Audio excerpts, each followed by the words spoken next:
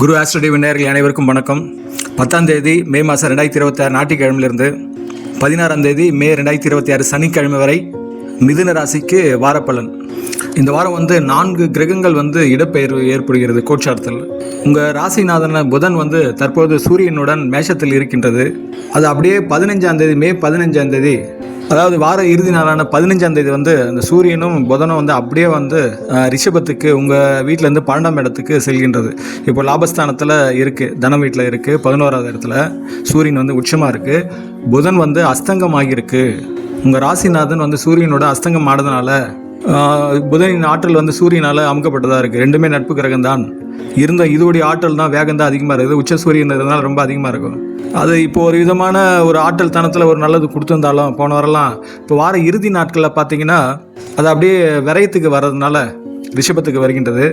ரிஷபத்தில் இவ்வளோ நாளாக இருந்த சுக்கிரன் 14ஆம் தேதியே சூரியன் புதன் உங்கள் ராசிநாதன் 15ஆம் தேதி வரத்துக்கு முன்னாடியே சுக்கிரன் உங்கள் வீட்டுக்கு மிதனத்துக்கே வந்துடும், வக்ரகுருவோட இணையும்.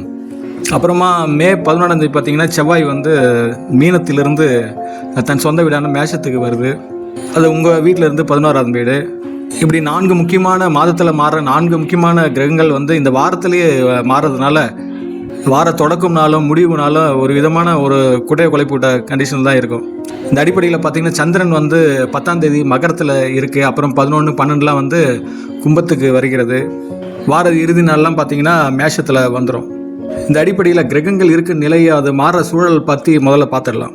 செவ்வாய் 11ஆம் தேதி மேஷத்துக்கு வர்றதுனால உங்களுக்கு அது மிதுன ராசிக்கு 11ஆவது இடமா இருக்கிறதுனால உங்கள் வீட்டிலேருந்து 6ஆம் இடம் 11ஆம் இடமா செவ்வாய் இருக்கிறதுனால அது தன் சொந்த வீட்டுக்கு ஆட்சிக்காக வர்றதுனால இது உங்களுக்கு ஒரு விதமான தைரியம், எதிரிகளை வீழ்த்தும் திறனும் அதிகரிக்கும். சொத்துக்கள் வாங்கிறதுக்கு விற்கிறது இதெல்லாம் உங்களுக்கு லாபகரமாக இருக்கும். இந்த அடிப்படையில் சனி 8ஆம் இடத்துல இருக்கின்றது, மீனத்தில் இருக்கின்றது, 9ல் இருக்கின்றது, 10ல் இருக்கின்றது. கர்மஸ்தானத்தில் இருக்கிறதுனால நீங்கள் என்னதான் கடினமாக உழைப்பு போட்டாலும் அது கொஞ்சம் தாமதம் ஏற்பட்டு தான் வரும். உங்களுக்கான அங்கீகாரம் கொஞ்சம் லேட்டாக தான் கிடைக்கும், ஆனால் உறுதியாக கிடைக்க வாய்ப்புள்ளது. இப்போ மே 11க்கு பிறகு சனி தனித்த சனியாக ஆகிடும். அதனால் இப்போ செவ்வாயின் அந்த ஆதிக்கத்தனம் குறைஞ்சிடும்.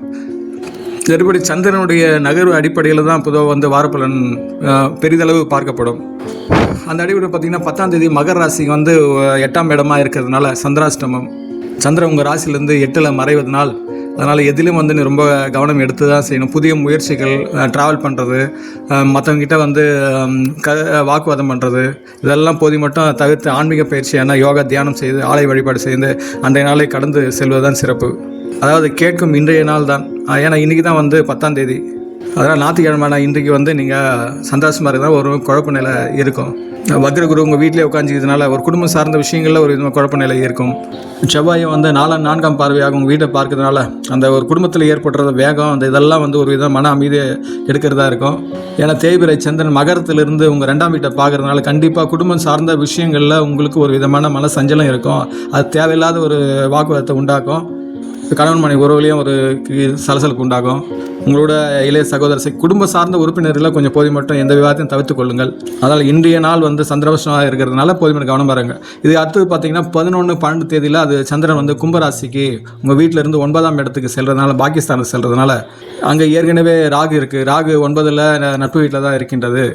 இருந்தும் அது தந்தை வழி உறவுகளை சில சலசலப்பை உண்டாகும். இது தேய்பிரை சந்திரனால் ஒரு விதமாக கிரகண தோஷம் கொண்டு தான் இருக்கின்றது. இப்படி இருக்க சூழலில் உங்களுக்கு வெளிநாடு வெளி மாநில தொடர்பு எதனா இருந்து அதில் எதனா லாபம் இருந்தால் கண்டிப்பாக லாபம் உண்டாகும், அதிர்ஷ்டமும் கிடைக்கும்.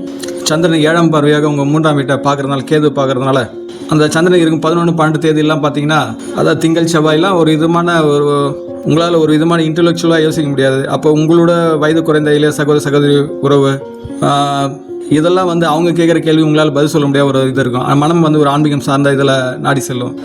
உணவில் அதிகமான நாட்டம் இருக்கும். அதனால் உடல் நலத்தையும் மனநலத்தையும் பார்த்து கொள்ளுங்கள். அதன் பிறகு சந்திரன் பார்த்தீங்கன்னா 13, அதாவது புதன்கிழமை வியாழக்கிழமை 13ஆம் தேதியும் 14ஆம் தேதியும் மீனத்துக்கு செல்கின்றது. அங்கே ஆல்ரெடி 10ஆம் இடத்துல சனி இருக்கிறதுனால இந்த பாவி கிரகமான தேய்பிரை சந்திரன் அதுவும் போய் சேர்றதுனால 2 பாவிகளும் ஒன்றா சேர்ந்தால் மனம் சார்ந்த ஒரு விதமான செய்யும் தொழில் வேலை எல்லாத்துலேயும் ஒரு விதம் மந்தத்தனத்தை ஏற்படுத்தும். சனி பார்வை 3ஆம் பார்வை 7, 10ஆம் பார்வை பார்க்கறதுனால அது சந்திரனோட தேய்பிரை சந்திரனோட சேர்ந்து பார்க்கறதுனால உங்கள் 4ஆம் வீட்டும் பாதிக்கப்பட்டதாக ஆகுது. 4ஆம் வீட்டு அதிபதியான புதனை சூரியனோட அசங்கம் ஆனதுனால தாய் வழி உறவு சார்ந்த விஷயங்கள்லாம் உங்களால் எந்த ஒரு முடிவும் எடுக்க முடியாது. ஒரு குழப்பமான நிலை இருக்குது. அந்த சூழலில் வந்து எதுவுமான மண்மனை வீடு வாகனம் எதுவும் வாங்க வேண்டாம், விற்கவும் வேண்டாம். டாக்குமெண்டேஷன் விஷயங்களில் வந்து கையெழுத்து போட வேண்டாம்.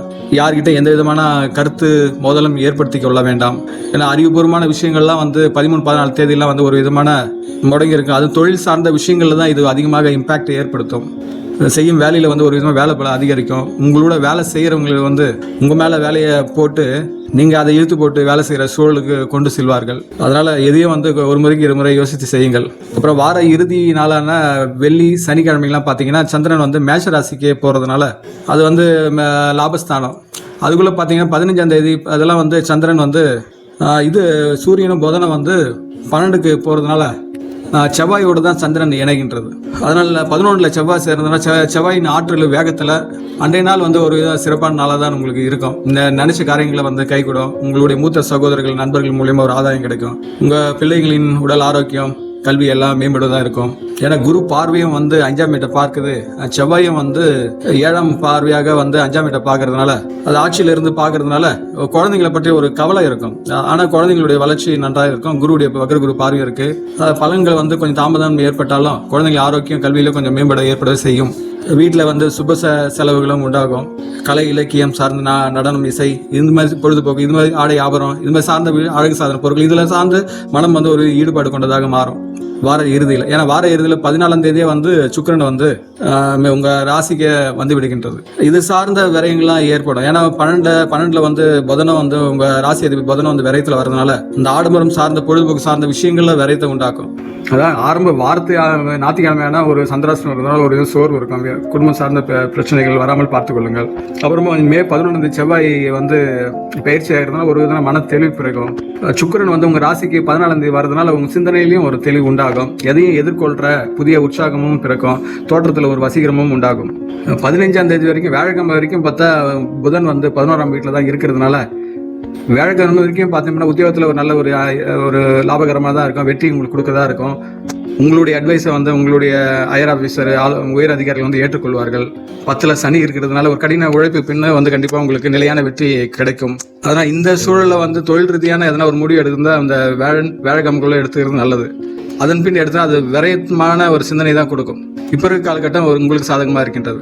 இந்த 11ல் 3 கிரகம் மே 11க்கு அப்புறம் இருக்கிறதுனால உங்களுக்கு பணம் காசு பொருளாதார ரீதியால வருமா ஏற்ற இதுவாக தான் இருக்கும். கடன்லாம் வசூல் ஆகும். ஏற்கனவே சொன்ன மாதிரி 14ஆம் தேதிக்கு அப்புறம் வந்து சுக்கிரன் வர்றதுனால ஆடம்பரமான விஷயங்கள் இதெல்லாம் வந்து பொருள் வந்து செலவு வந்து ஏற்படும். இதில் வந்து செலவு அதிகமாக இருக்கும்போது சேமிப்பும் குறைவும் மருத்துவம் சார்ந்த செலவுகளும் உண்டாகாமல் பார்த்துக்கொள்ளுங்கள். போதை மட்டும் சேமிப்பில் கவனம் வையுங்கள். சுக்கிரன் வந்து 14ஆம் தேதி உங்கள் ராசிக்கே வருதுனால அது கணவன் மனைவி பிரச்சனைகள் வராமல் பார்த்து கொள்ளுங்கள். ஏன்னா வந்து குருவும் சுக்கிரனும் வந்து ரெண்டுமே பகை கிரகங்கள், ஒன்று கொண்டு ரெண்டுமே டாப் இருங்க, சுப கிரகங்க. சுபத்தனம் அதிகமானாலும் அங்கே பிரச்சனை தான். அதுங்க ரெண்டும் சேர்ந்து 7ஆம் பார்வையாக தனுசு பார்க்கறதுனால கொஞ்சம் வில்லங்கத்தனம் தான். அதனால வந்து கணவன் மனைவி உறவுல மட்டும் கொஞ்சம் போதி மட்டும் எந்த கருத்து வேறுபாடு வராமல் விவாதம் இல்லாமல் அந்நியமாக இருங்க. இருந்தும் அது வந்து பெரிதளவில் பாதிப்பு உண்டாகாது. கொஞ்ச நேரம் இருக்கிற சூழல் ஒரு மாதிரி அவங்களுக்கு சாதகங்களாக இருக்கும். அப்புறமா வந்து அது மறைந்து ஒரு விதமாக அந்நியமாக அதிகரிக்கும். என்ன காரணம் கேட்டால் வக்ரகுரு இருக்குது. வக்ரகுரு ஒரு விதமான ஆரம்ப கட்டம் ஒரு விதமான சலசலப்பு உண்டாக்கி தான் அப்புறம் ஒரு மகிழ்ச்சியை கொடுக்குறதா இருக்கும். இதை நீங்கள் புரிந்து கொண்டு ஆரம்ப கட்டமே நமக்கு மகிழ்ச்சியாக கொண்டு போயிடலாம். சனி பார்வை வந்து உங்கள் 12ஆம் வீடு 4ஆம் வீடு 7ஆம் வீடை பார்க்கறதுனால உங்களுடைய தாயாரின் உடல்நலத்தில் கொஞ்சம் கவனம் எடுத்துங்க. தேவையற்ற அலைச்சலை வந்து ஏற்படும். அதை வந்து குறைத்துக் கொள்ளுங்கள். குருவின் பார்வையினால ஒரு விதமான அரண் தான் பாதுகாப்பு ஏற்படுத்தி கொடுப்பதாக இருக்கும். அதனால் ஆரம்பத்தையே சொன்ன மாதிரி ஞாயிற்றுக்கிழமை இன்றைய நாள் வந்து கேட்கும் இன்றைய நாள் மட்டும் அமைதியாக கடன் சொல்லுங்கள். சந்திராசம் இருப்பதனால். 2வது ராசியிலே வந்து வக்ர குரு இருக்கிறதுனால எனக்கு எல்லாம் தெரியும் என்ற எண்ணம் கண்டிப்பாக மேலே எழும்பும். அந்த எண்ணத்தை தவிர்த்து கொள்ளுங்கள். மற்றவங்களுடைய ஆலோசனை கேட்பது ஒரு இதில் இழப்பு கிடையாது, நல்லதுதான். அதனால் இன்றைய வாரம் வந்து உங்களுக்கு சரிசமமாக இருக்குது. அதாவது ப்ளஸ்ஸும் இருக்குது மைனஸும் இருக்குது. அந்த மைனஸை நீங்கள் புரிஞ்சுக்கிட்டா அதையும் ப்ளஸ்ஸாக மாற்றிடலாம். எல்லாம் உங்களுடைய கவனத்திலே உள்ளது. அதனால் இன்றைய வார அதிர்ஷ்ட எண் பார்த்தீங்கன்னா 5, 9. வார அதிர்ஷ்ட திசைன்னு பார்த்தீங்கன்னா வடக்கு தெற்கு. வார அதிர்ஷ்ட நிறம் பார்த்தா பச்சை இளம் சிவப்பு. புதன்கிழமைனா வந்து பெருமாள் வழிபாடு செய்யலாம். அது சூரிய அஸ்தங்கானதை வந்து கொஞ்சம் அந்த இது பண்ணும், அஸ்தங்கத்தனத்தை குறைக்கும். உங்களுடைய புத்திசாலித்தனமும் அதிகரிக்கும். சந்திராஷ்டமாக இன்றைய நாள் வந்து சிவபெருமானுக்கு வந்து வில்வையில் அர்ச்சனை செய்யலாம். பசுவுக்கு வந்து எதனா ஒரு நாள் வாரத்தில் ஒரு நாள் வந்து அகத்திக்கீரை கொடுக்கலாம். ரொம்ப நல்லது. உங்கள் தொழிலில் இருக்க தடைகள்லாம் நீங்கும். அதனால் இன்றைய வாரம் தங்கள் வாழ்வில் அனைத்து வளங்களும் பெற்று சிறப்புடன் வாழ எல்லாம் வல்ல அந்த இறைசக்தி நான் பிரார்த்திக்கின்றேன். தாங்களும் தங்கள் அன்பு குடும்பம் வாழ்க வளமும். இக்காணொலி உங்கள் நட்பு வட்டத்தில் பகிர்ந்து கொள்ளுங்கள். சப்ஸ்கிரைப் செய்து கொள்ளுங்கள். நன்றி.